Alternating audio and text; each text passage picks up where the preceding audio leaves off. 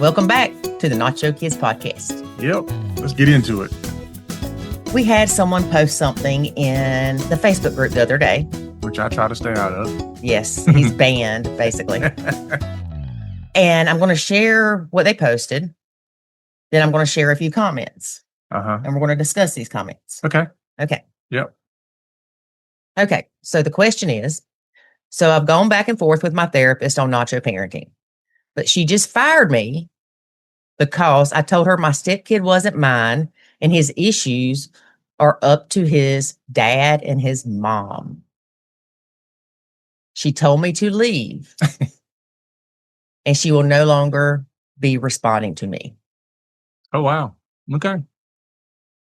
I saw one comment that somebody said, woohoo, celebrate, cheers. Yeah. I mean, you could look at it a couple ways. You could be shocked, like, oh my gosh, I can't believe it. But the other side of it is I'm shocked. This therapist is not for you, obviously. Right, but a therapist is not supposed to. Well, yeah, but I mean, my view on therapist, and I'm not one, I don't know one, nor have I played one on TV. But my view on therapists is that they all have certain things that are their strengths and their weaknesses. Mm-hmm. And some of them bring in their own experience. Well, I think all of them do. They bring in their own experiences. They bring in the experiences of others that they've therapied. and sometimes they're better in certain areas than others. Honestly, if the therapist fired you, mm-hmm. that's better than giving you bad information and advice. True. Very true. Okay. One of the responses, there were many. Oh, yeah. I just grabbed a few. One of them was, I had to fire my counselor after 8 years. Oh, wow. He told me I had to be stepson's mom since bio mom wasn't around. I stayed home, and since my husband provides for all of us. So bio mom's not around, so you got to be mom. No. You stay home, so you have to be mom. No. Your husband provides financially, so you have to be mom. What? No, I mean, that doesn't mean you can't be a caregiver. Or an adult. Yeah. A babysitter, caregiver. There's a big difference there. And anyway, some of my comments I'll hold off because I think you'll get to a point where you'll have a lot to say. I'll have more to say. Okay.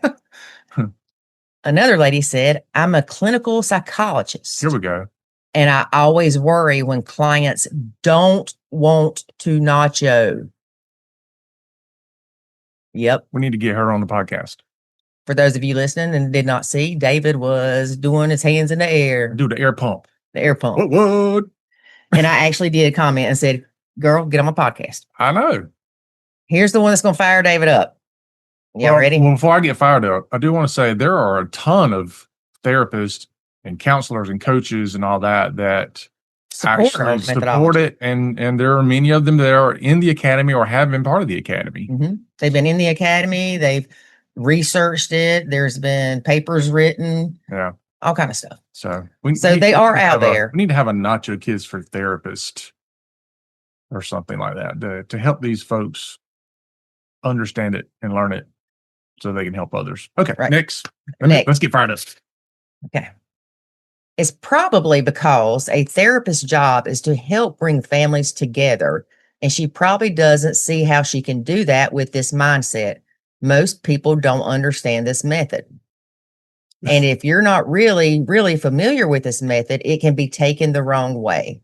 Maybe if there was a therapist that's specifically for nachoing kids, that could help. But I can't see a lot of therapists embracing the method because most family therapists' main goal is going to be to bring the family together. And their number one priority is probably always going to be the children. And nachoing is solely for yourself and your mental health and your relationship. Hang on before you say anything. I agree with a lot of this. I do too, but she's going in and out of it. So I agree wholeheartedly. I say she. I don't know if it's a she or a he, but yeah. I agree wholeheartedly that a lot of people don't understand the method. Yeah, I agree with that. But also, this person doesn't understand it either because of some of the other comments. It can be taken the wrong way. We know that. Agree with that. Yep. That's one reason we changed it from Nacho problem to Nacho responsibility. Yep. Years ago. Yes, years ago in the very beginning, because people go, it's not my problem. Yeah. No, actually, it does become your problem. And for some reason, it has more of a dismissive. Yeah. Snarky. Yeah. Hateful. Well, it's, yeah. Smart alecky. It's like, here's your mess. I'm walking away. Not my problem. All right. Versus not my responsibility. Yeah. But let's work on this together. Right. So I agree with that. Okay. And I agree that it is taken the wrong way. Yeah. Agree with that. Did I say that already? Probably, but I'm agreeing the second time. All right. And some therapists don't know about the method. They don't research it. The good ones, I don't want to say the good ones because that means others are bad, but the ones that are open to learning about new methodologies and understanding it and joining the academy so they understand it better. Now, granted, they're not licensed Nacho kids people, but still, they have a better understanding than most. The problem with the research is what are they researching? Because if you're just joining the Facebook group, that is terrible research. That's not research. That's no, but you and I both have seen people talk about how they've researched it, and then once you dig deeper, it's like you didn't even go to the website, which is our content. You didn't go to the podcast, which is our content. You didn't go to any of that. You went to all these other places that have the content, which blows my mind. That's not research. Right. But okay, next. Well, but there is research where therapists and doctors have reviewed our methodology. Yes. So it's out there. Yeah. Moving past the whole therapists are not going to embrace this. That's not accurate, because there are tons. Matter of fact, in the thread, you saw people jumping in there like the clinical psychologists. Like they not only embrace it, they like promote it. And it's not necessarily to say we're promoting Nacho kids. They're promoting the methodology around it. Okay, so I say that to say, your therapist may not come up and go, you should do Nacho kids, but yet they're talking about a lot of the tenets and the philosophies that we have in there. Does that make sense? And we've had multiple people in the academy say, my therapist told me to join. Oh yeah. Okay. So here's the thing. Nachoing is solely for yourself and your mental health and your relationship. That is not true. The end. Thanks. Y'all have a good day. So, okay, but let's play this out. I do understand why this person may feel this way, because a lot of what we do within the Nacho Kids, Nacho parenting methodology is about personal development. It is about lowering your stress. It is about improving your mental health. It is about all those things. But let's just take a hypothetical. Let's say Lori is stressed and her mental health is not well. Is it fair for me to say that does not impact me at all? No. Is it fair to say that doesn't impact the step family dynamics at all? No. Is it fair to say that doesn't impact our relationship? No. Okay. So then therefore it can't be solely for that one person. Right. If you improve your mental health, if you lower your stress, then does that positively impact our relationship? Yes. Yes. Does it positively impact our blended family? Yes. And everything else around it? Yes. So then it's not for one person. And in fact, when Lori did these things and she did lower the stress and improve her mental health and all these things, it gave us the ability to move past mental health. Yeah, well, that's still a work in progress. But anyway. But here's the thing is, I actually, when you said that, I kind of was like, what? But it's right.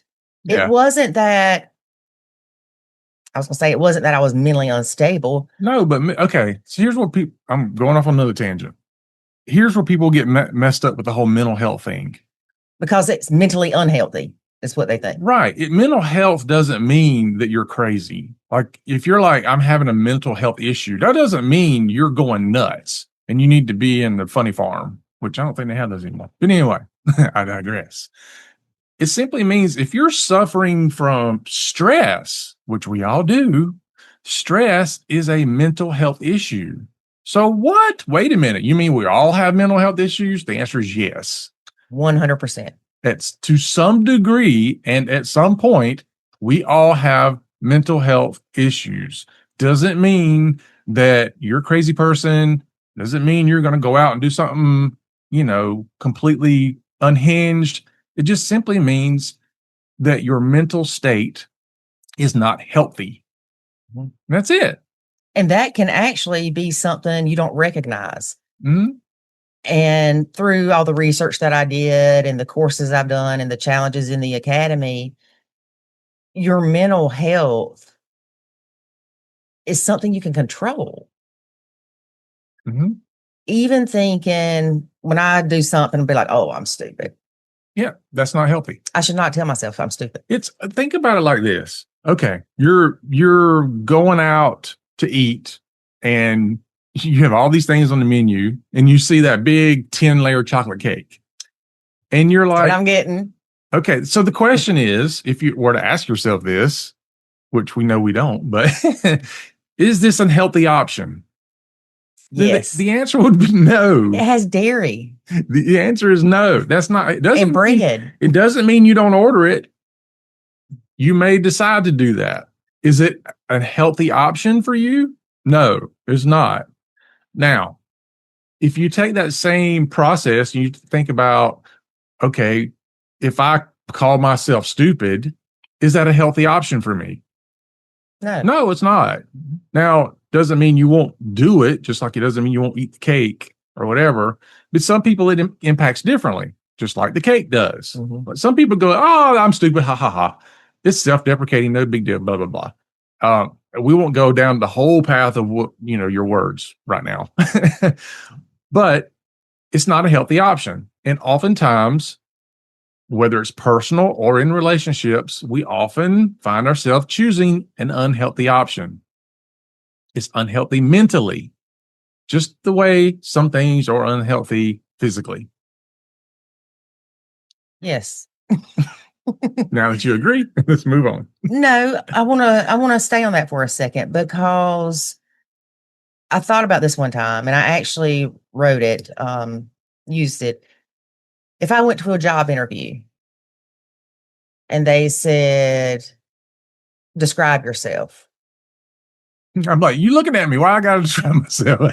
If that morning you had a bad morning, what are those things you thought of yourself that morning?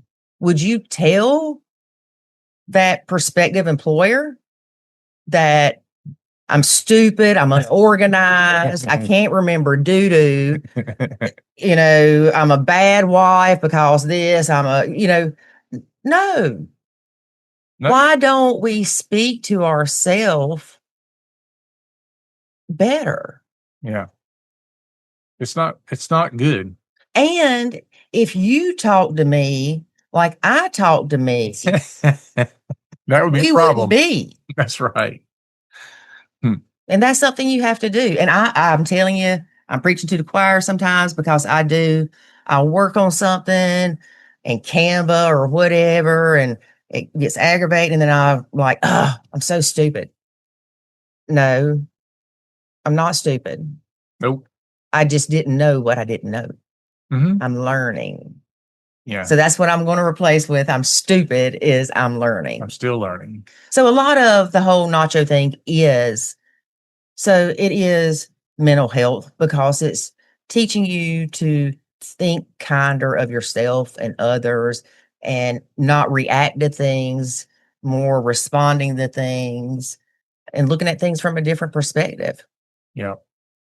It's identifying not just what your triggers are, but what are the problems within the family unit? and what can you control versus what you can't. And maybe some things are like, yeah, sure, it is the responsibility of the dad and mom of the stepkid.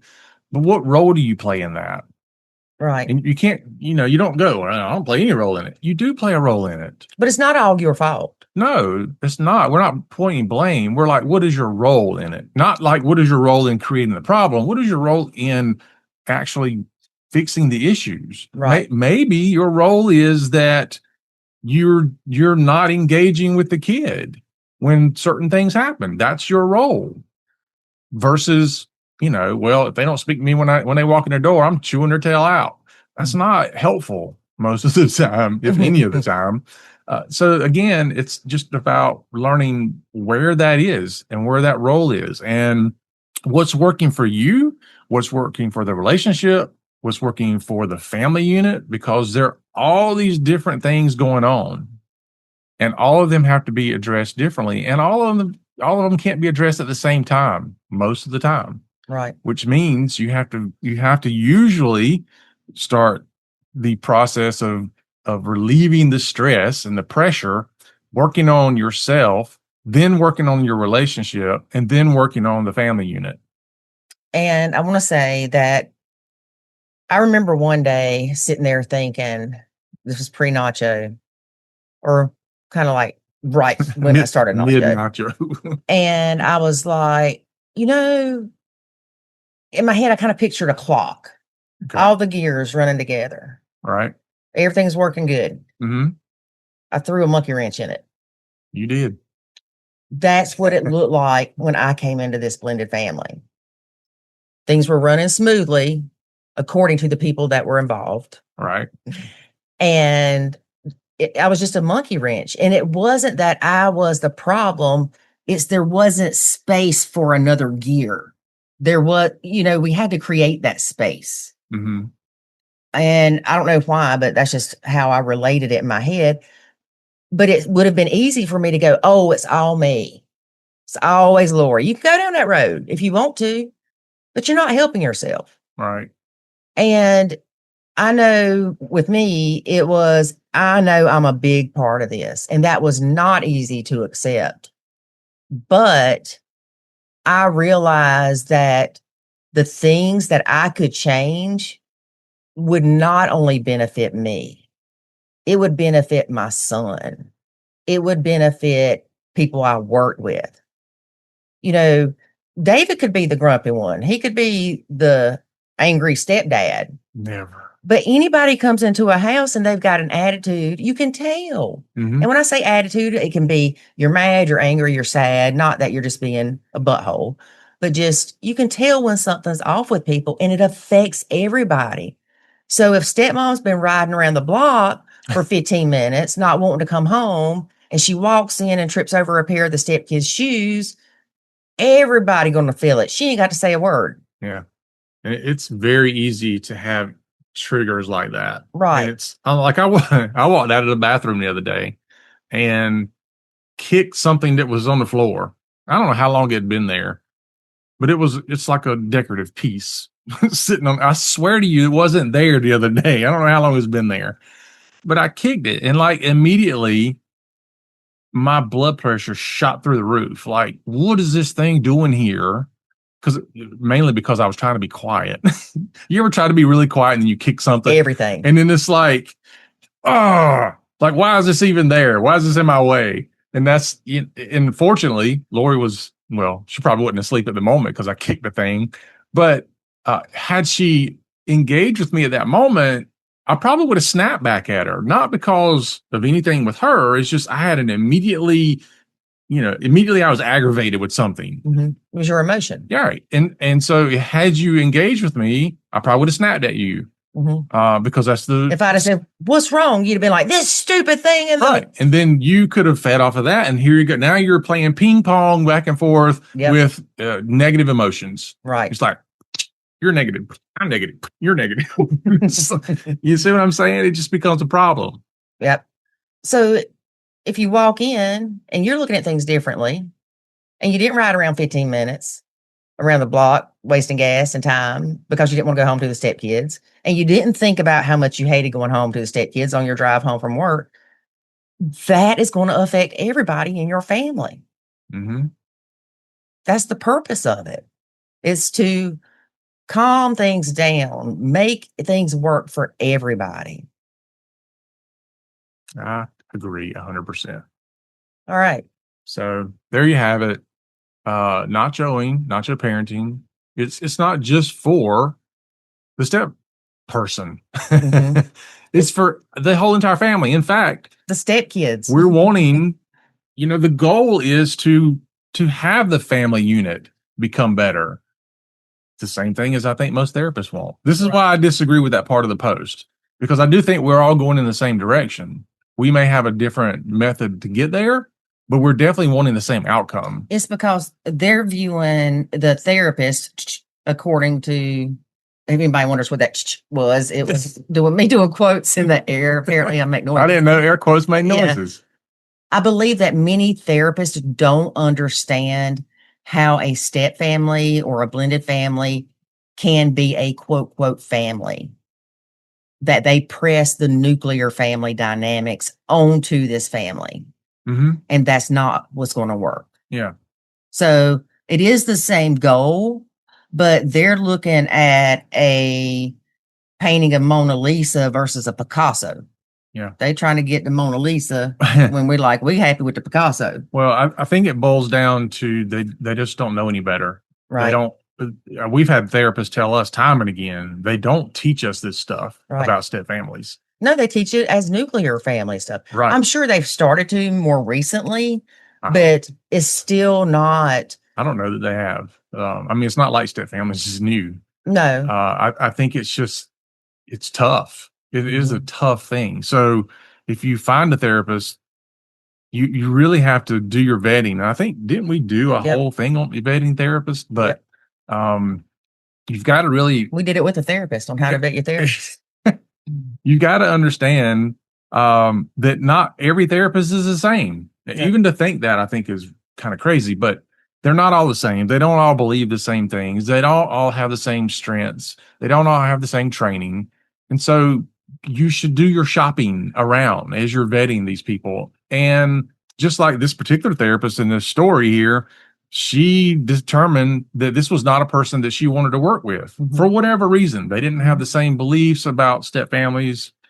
Good that they fired you, because terrible would it have been for you to stay with this person for a year or so and then telling you all the exact opposite things. But what could have been done is the therapist could have referred her to somebody else. Could have, but do they even know anybody else? That's true. Don't know. I mean, they could be like, hey, we sit around at McDonald's and we all of our therapists in the area feel like it's not your things are crazy. Maybe. Which the funny thing is, anytime we've ever heard somebody say, like, I disagree with Nachoing, they almost immediately go into saying things about what they do agree with that actually is part of Nachoing. Yeah. No, things that they do, physically do. Yeah. Yeah. And so it's like, wait a minute. You just said you didn't agree with it. Then you're telling me you do agree with it without telling me you agree with it. You're telling me you're doing things that are part of the methodology, but you don't agree with the methodology. Yeah, which just tells me you don't understand it. Right. I don't understand what you just said. I don't either. So there we go. That's it for today. And I was thinking of something really good to say, and I was trying to listen, and I forgot. Well, that's why active listening is hard. So. Oh, I know what I was going to say. Look, it's so good when it comes back quickly. So I had to go to a therapist. It was a court-ordered therapist for co-parenting, right? Well, I went to this lady and we were talking about my son, and there was a safety concern. And she asked me, she said, well, you shouldn't let that bother you. And I said, ma'am, with all due respect, which is Southern for what the heck, do you have kids? And she said, yes. I said, and you're telling me that I shouldn't worry about my kid. She said, I'm telling you that you need to focus on something else. I said, like what? She said, like putting a rubber band on your wrist. And when you think of worrying about your kid, just pop the rubber band. I looked at her and I said, I think you need to go back to school because something's not right You here. should, next time you decide to give somebody that advice, you should pop that rubber band. Thankfully, the ex never showed up. So I was able to switch therapists Yeah. to Mr. Butler. That's how I found Mr. Butler, because of Thank goodness. the crazy rubber band lady. But you're going to click with people. Yeah. Look, therapists are just like any other profession. But you don't, I'm sorry, but you don't want somebody that's only validating your crap. Yeah, that's true. You know, a true friend will tell you, look, Lori, I can see where you're coming from, but you off the chain, girlfriend. Yeah. Yeah. But like I was going to say, therapists are just like any other profession. There are good ones, there are great ones, and there are terrible ones. Yep. And one person even commented, and I didn't print this one, but it said, we got to quit treating them like they're gods. They make mistakes. They're people. Right. They do. Mm-hmm. But and I'm not necessarily suggesting you go out and fire your therapist because they don't agree with Nacho. Right. I'm not saying you shouldn't, but present it to them. Try to figure out what is it about this that you don't agree with. Right. It could just boil down to I don't like the fact that it's called Nacho Kids. That is 60%. Okay, well, great. Do you agree with the tenets of it though? Mm-hmm. If you do, then okay, we can move forward. Mm-hmm. And we'll just call it something different. No, we're not changing the name. No, not us. Y'all can call it something different. Yeah. But the main thing is you get the help that you need. And we tell people this all the time. If you don't like Nacho Kids methodology and Nacho parenting, find help somewhere. Mm-hmm. Find something that works for you and your family that you resonate with, that's going to improve your family and your blend, your mental health, and everything else. And if you ask a potential therapist, do you know anything about Nacho parenting, the Nacho Kids method, however you want to phrase it, Nachoing, and they say, yeah, it's disengaging, they don't know what they're talking about. No, it's not just disengaging. No, that's the first step of it. That is not the process. I would say it's one of the steps. Yeah. Maybe the first. Depends. Yeah. All right, I'm done. We have bounced around like a Mexican jumping bean. All right, folks, join us again next week. And until then, remember, life is good when you nacho.